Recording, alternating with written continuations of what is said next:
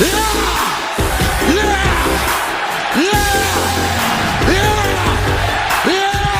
party peeps, what is up? It's your boy, the best gabber in the biz. Clash in the Castle is officially in the books, and a lot of stuff went down. So let's gab about it, and actually, I'm about to laugh about it.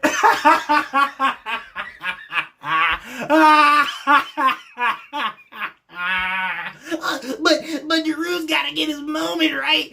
But there's no way Drew's gonna get screwed over again in his own home country. But Punk and Drew needs to be for the world title because it's the top feud.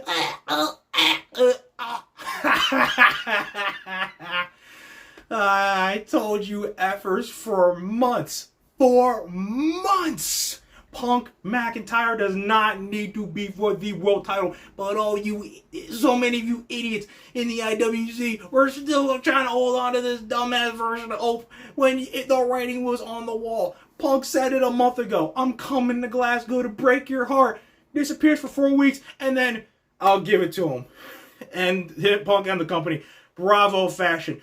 Classic, McIntyre hitting the second claymore. It's like, come on, give me a second ref. Give me a second ref. Wide pan out while the other ref's running down so we can't see who it is. And then gets him from the back. And I knew from that slick black hair, I was like, that's CM Punk, motherfucker. 1, 2. It doesn't matter if he counts to 3. Give it up for El Campeon. He is still the world champion after a little bit of a scare, with that dive with the rope. But I think he's all right. Probably just has a little bit of a stinger, and maybe they just keep him out of action for 2 weeks, But again, overall, super solid match. It was good, but now we get to move on. And now, granted, I will give some of y'all credit. Over these past 3 weeks, you came around and you were like, yeah, Punk's gonna screw him. So to you people, I commend you for coming to join the Gabber side and understand what I have been saying to you people, and the people who have always been, we've always been in agreement. You guys are my MVPs for real. But for all you losers who are upset right now, suck it.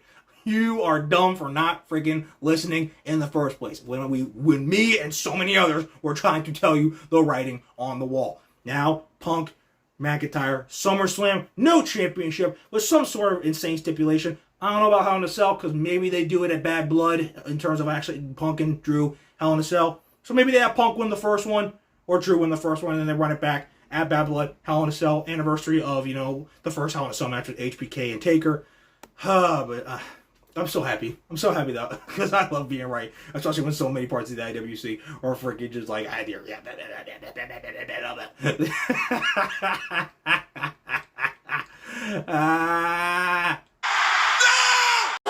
fucking great, Triple H! You stupid dick! Okay, guys, we saw some surprises here tonight, but some things remain the same. For championship-wise, we saw Bayley retain over Piper Niven, but we saw a surprise of the WWE Women's Tag Team Championships changing hands to Alba Fire and Isla Dawn. I actually did expect that to happen. I figured that match and the Intercontinental title match were going to be the two titles that were to change hands, and I was half right. Sami Zayn is still the Intercontinental Champion. Otis didn't turn, but he did walk out on Gable. But Gable still did not win. Multiple things that are coming with this. One, the Gable-Zayn story is basically done. Zayn even said, you're done. If they do want to run it back, they're going to have to wait till SummerSlam because, A, there's no reason for Sami to agree to a rematch or for Adam Pearce to even sanction another match because Gable has lost 2 Intercontinental title matches, 3 Intercontinental title matches in a row just this year. So there's that. B, it's time for Zayn to move on to the Money in the Bank ladder match. It's in Toronto. He's got to be in that. And then 3, they got to build up this Team Gable with the Creed brothers and Ivy Nile and Gable to get rid of the Alpha Academy, especially Otis. It just makes sense. Now, in terms of the Money in the Bank ladder match, I was the biggest advocate for saying Zayn's going to lose this IC title, go on to win Money in the Bank. But since he is still Intercontinental Champion, while I do definitely think he qualifies for the match, I do not think Sami Zayn now is winning because outside of one instance in 2010 with The Miz when he was the United States Champion and won Money in the Bank, every single time a singles champion or a champion of any kind has walked into Money in the Bank, to win the briefcase, they have never succeeded. So unless they're finna put Sami Zayn in a Miz position of he gets to win Money in the Bank and have the Intercontinental title, and then he loses the Intercontinental title and then goes on to cash in, unfortunately, I don't think Sami is winning. That would probably mean he probably won't win one this year, unfortunately, because he does have to eventually go do the Bloodline stuff, which will be super awesome. But damn it, dude, I just want that world title reign from Sami already, bro. Like, ugh. I know it's gonna come, man, but god dang it. God dang, it's all Brock Lesnar's fault. If that dumbass didn't freaking get in trouble, then Zayn wouldn't have had to dethrone Gunther, and he could have been clear sailing to win Money in the Bank. I mean, hey, you never know. I don't think, even though I love Jay, I don't see how he wins Money in the Bank, like in terms of how it makes sense, because you know he's gonna go back to the Bloodline like as soon as SummerSlam for the Usos versus God, Gorillas of Destiny. So I can more see Jay getting screwed out of that briefcase by the rest of the Bloodline, and I'll get to that later. But go Jay, it is what it is, yeet. Yeet. But it's alright. Great match. Sami's still Intercontinental Champion, gets to rock with it. And he will win a world title someday. And now PERC GABLE is really about to come because bro was pissed. So good luck Otis, good luck Tozawa, good luck Maxine, because bro is about to go up to the curb and leave you with as many bruises as possible. But it's alright. The upside is PERC GABLE coming, and Sami Zayn will still be world champion down the line. So, hey, could win Money in the Bank still, even as the Intercontinental Champion.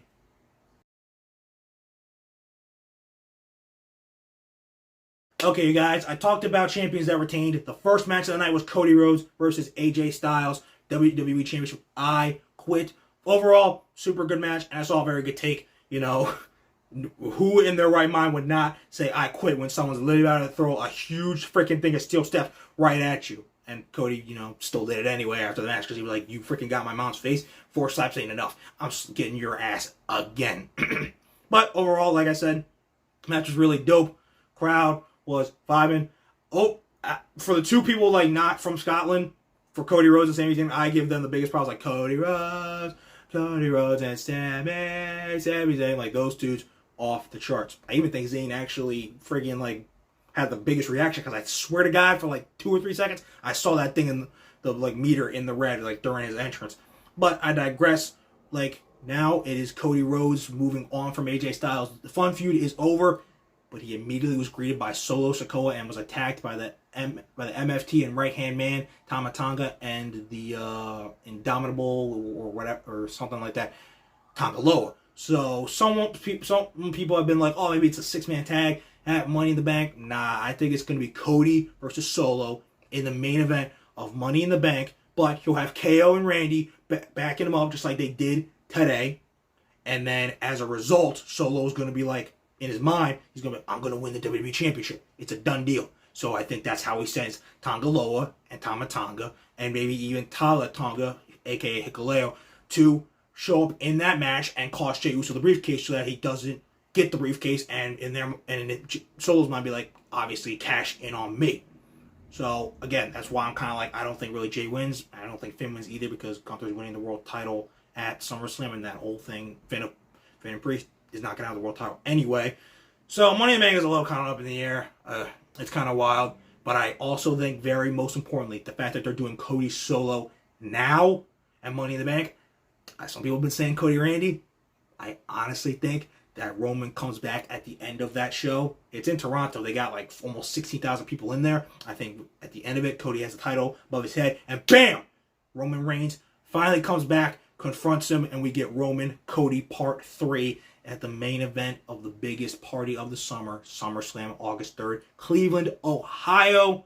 Now, I could be wrong, but I kind of feel like that is the route that they could be going. If you agree or disagree, let me know, because, that's what we're here for. We're here to gab back and forth, and, if I'm right, I will let you know. But overall, super solid match with Cody. He is still the WWE Champion, and outside of the parts of the IWC that want to call him boring, I'm still looking forward to the rest of what his super dope title reign has to offer. Okay, you guys, that is Clash at the Castle. We are done. Put it in the rearview mirror. We are done. We still got big stuff coming up this summer. We got Forbidden Door. It is 2 weeks from tomorrow. It is going to be main evented by Swerve versus Ospreay, champion versus champion for the AEW World title. this Monday on Raw. We're going to have the biggest and best crash out in human existence when Drew McIntyre is going to be pissed over the fact that he got screwed in Scotland again, but by CM Punk of all people for the second time this year. And we'll have qualifying matches to see who begins to get the momentum to get up the ladder and grab both sets of briefcases, as Money in the Bank is just 3 weeks from right now. And then after that, we got SummerSlam. And if you want to go right in between there, you got AEW Blood and Guts. It's going to be all awesome. This summer is going to be absolutely phenomenal. And don't forget All In after that. My God, this summer is going to be freaking even more awesome than the last one. Guys, you're not going to want to miss any of these shows going down. You're certainly not going to want to miss what your boy, the best gabber in the biz, has to say afterwards. So keep on liking and damn sure keep on subscribing. And keep on remembering that when it comes to talking wrestling, we're better to gab with than Gabe right here.